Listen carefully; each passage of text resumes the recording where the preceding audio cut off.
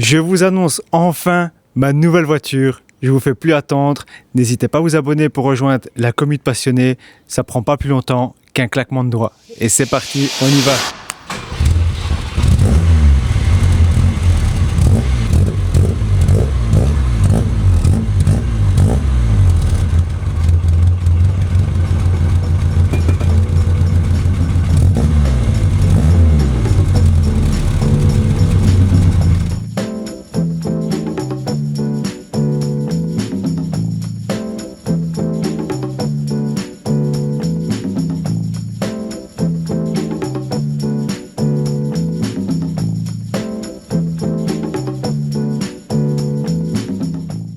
Et donc voici mon achat. C'est une Lancia Fulvia coupée. C'est un moteur 1300 de 91 chevaux.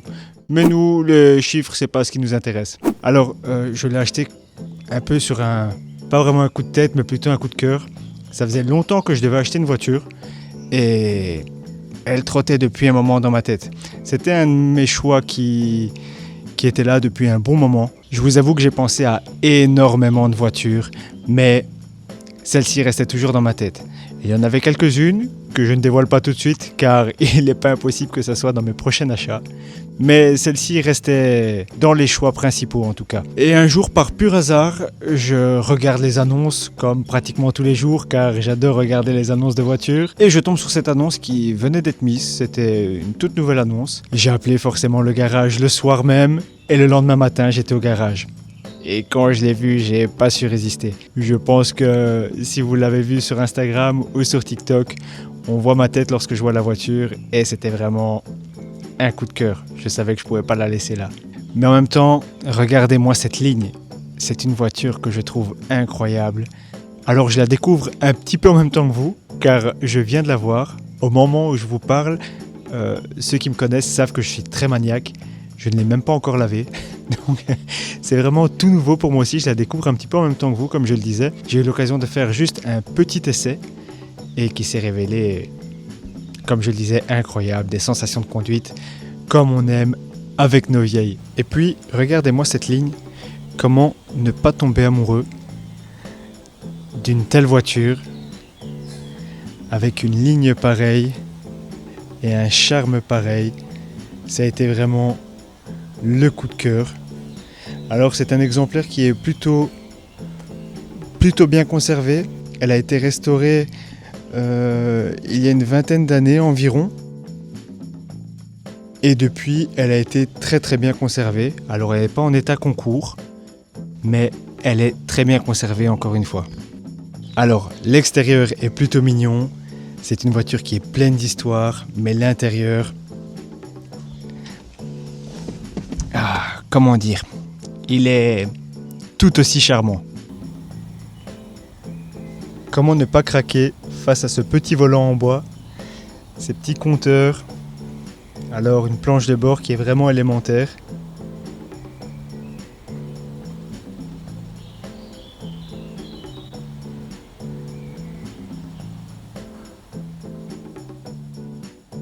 Le levier de vitesse qui est juste là, avec la première en bas. C'est vraiment une voiture, encore une fois, pleine de charme. Les sièges sont vraiment magnifiques. Comme je le disais, je n'ai pas encore pu la nettoyer. Donc la voiture est vraiment comme je l'ai reçue.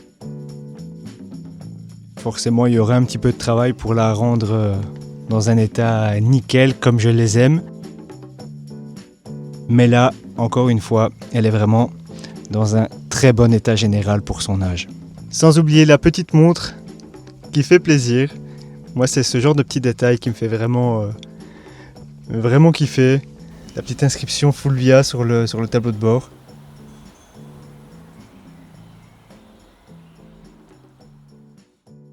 Au niveau du panneau de porte, c'est vraiment encore une fois élémentaire. Voilà la petite manivelle avec le petit carreau qui s'ouvre ici aussi, la petite custode. Petit vide-poche qui est juste là, qui est bien pratique.